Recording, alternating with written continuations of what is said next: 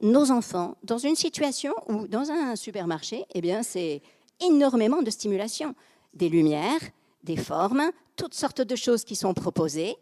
Et on place le cerveau de l'enfant là-dedans, avec une maman ou un papa, un parent qui est là, le plus souvent stressé, parce qu'il se dit comment va réagir encore mon enfant, et donc il le surveille comme ça, un peu les sourcils froncés. Et dès qu'on fronce les sourcils, c'est important de le savoir, quand nous fronçons les sourcils, nous déclenchons la réaction d'immobilisation du stress.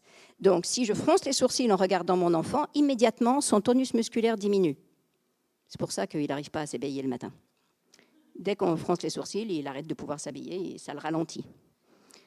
Arrêtons de froncer les sourcils et sourions. Ça change tout, le quotidien. Ça change tout.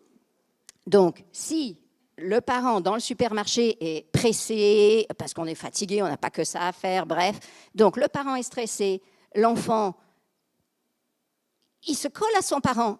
Mon parent est stressé, donc il sent le stress. Et en plus, il a toute cette stimulation, cette hyperstimulation, etc. Si en plus, il a soif, il n'a pas fait la sieste ou quoi, là, on est absolument bon pour la crise de rage. Mais que se passe-t-il pour la crise de rage? Donc, il est complètement saturé, son cerveau n'arrive plus à gérer tout ça. Le circuit de stress est super actif, hormones partout, adrénaline, tout ça, ça bouge de partout, et il a besoin de calmer son cerveau. Donc, il cherche. Où est-ce que je peux trouver à calmer mon cerveau? Le nounours, ou un paquet de gâteaux, ou un bonbon. Quelque chose, il sait, son cerveau identifie quelque chose sur un rayon qui va lui permettre de calmer son cerveau. Donc, il le veut. Mais il ne dit pas, il n'a que 2 ans, 3 ans ou 4 ans. Il ne dit pas, maman, il y a tellement de stimulation autour de moi que j'ai besoin de calmer mon cerveau. Et c'est pour ça que je pense qu'en ayant ce nounours dans les bras, ça va m'aider à calmer mon cerveau. Non, il dit, je veux un nounours, je veux un nounours. Et nous, on croit qu'il veut le nounours. Et du coup, on se fâche avec lui, on dit, non, je t'avais dit qu'on n'achèterait rien, etc. Et du coup, on aggrave le truc, puisqu'on redéclenche le circuit de stress. Et du coup, paf, il se met à faire la grande crise. La grande crise, elle est uniquement due à chute d'opioïdes brutale parce que j'ai retiré le nounours. C'est-à-dire que dès qu'il voit le nounours, il dit ah, ça y est, il commence à y avoir quelques opioïdes qui sortent dans son cerveau, qui calment le truc. L'amygdale commence à se calmer. L'enfant se dit ouais, c'est bon, je vais pouvoir me calmer. Et à ce moment-là, maman dit non. Et donc, chute d'opioïdes et on a braf.